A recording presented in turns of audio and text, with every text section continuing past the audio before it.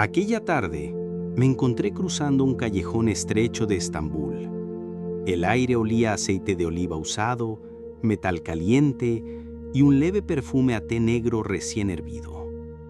El sonido del bazar quedaba atrás, reemplazado por un goteo persistente que parecía guiarme como si fuera un metrónomo invisible.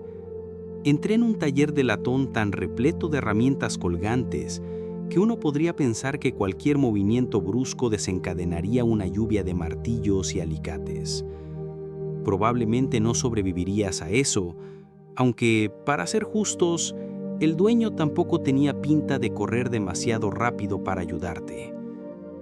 Allí estaba él, un artesano con manos manchadas de aceite y bigote que parecía tener voluntad propia. Me señaló un objeto en la mesa, un reloj de agua otomano, con un cuenco profundo, grabados geométricos y un delicado hilo de agua que caía gota a gota. «Este mide el tiempo con más paciencia que cualquier monje», dijo, acomodando una pieza de cobre como quien acaricia a un gato viejo. Sabía que los otomanos usaban relojes de agua desde hacía siglos, especialmente en las mezquitas para marcar las horas de oración. Pero lo que tenía delante parecía una pieza única. Había leído que algunos historiadores debatían si su diseño venía de los antiguos egipcios o de ingenieros persas. Él simplemente sonrió, como si la historia académica fuera menos precisa que el goteo que marcaba su vida. Mientras observaba, sentí que el tiempo se estiraba, como si las gotas no solo midieran segundos, sino que limaran el ruido del mundo gota a gota. Me quedé quieto, siguiendo el trayecto del agua desde un pequeño canal superior hasta el cuenco de bronce.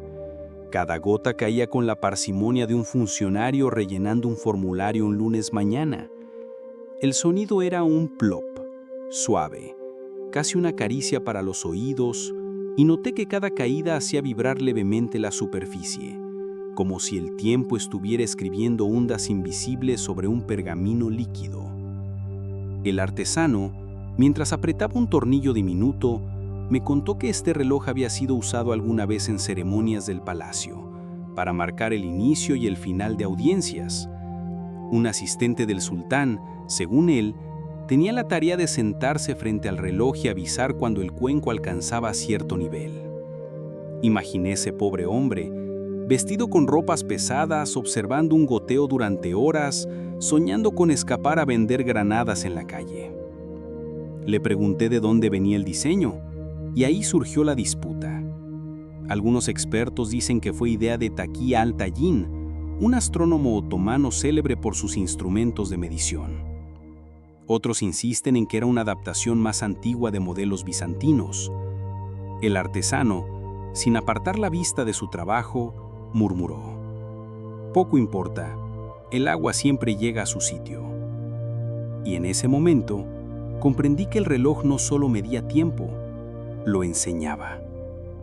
Las paredes del taller se llenaban de ese eco suave y cada gota parecía arrastrar consigo un trozo de mi impaciencia, hasta que dejarme con la extraña sensación de que tal vez no había prisa para nada.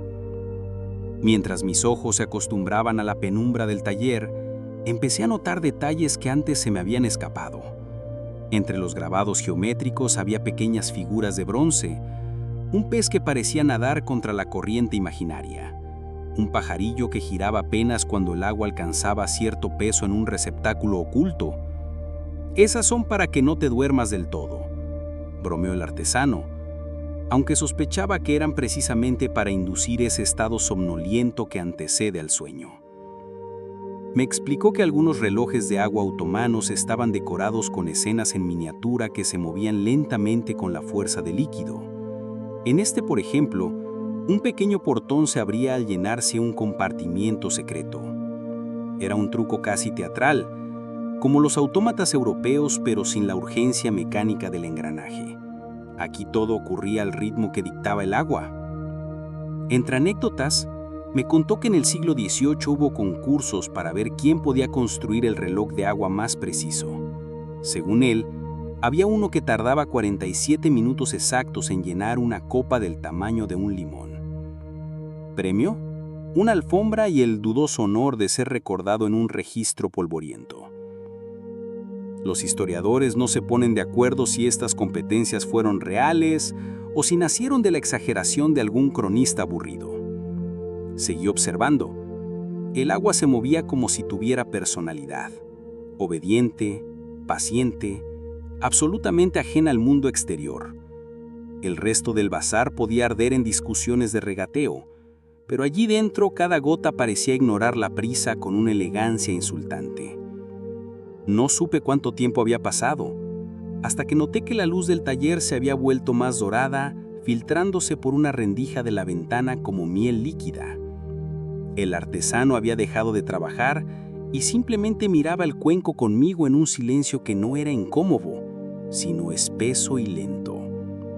El goteo seguía, marcando un compás tan constante que me hizo pensar en un músico invisible tocando una nota infinita.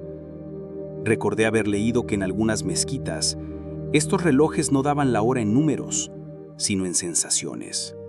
Cuando el agua alcanzaba cierto nivel, era momento de la oración. Cuando tocaba el borde, era hora de encender las lámparas. El concepto de medir el tiempo no en cifras, sino en rituales, me pareció tan ajeno y a la vez tan humano. El artesano me contó su propia teoría, nunca confirmada, de que este reloj había pertenecido a un astrónomo que lo usaba para calcular el tiempo que tardaba en enfriarse su café turco. Podía ser cierto o simplemente una broma, pero me gustó imaginarlo así: ciencia y ocio unidos por el mismo goteo. Me quedé allí, casi hipnotizado, pensando en lo irónico que era, un reloj diseñado para medir el tiempo, enseñándome, gota a gota, a olvidarlo.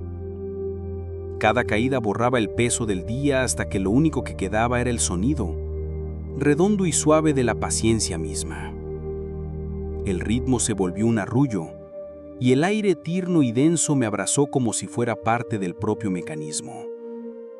Y así, mientras la última luz del día se estiraba sobre el bronce, sentí que el taller entero respiraba conmigo. El agua continuaba su viaje sin mirar el reloj que ella misma era, dibujando círculos cada vez más suaves hasta que parecían desaparecer en el aire. Mi cuerpo se volvió pesado y mis pensamientos ligeros. El artesano acomodó una tela sobre el cuenco, como si también quisiera que descansara. Afuera, el mundo seguía a su ritmo impaciente, pero dentro, todo se había reducido a un goteo amable e inmutable. Me dejé llevar por ese sonido, como quien se recuesta sobre un muelle flotando en calma, y supe que por esta noche no habría prisa para despertar.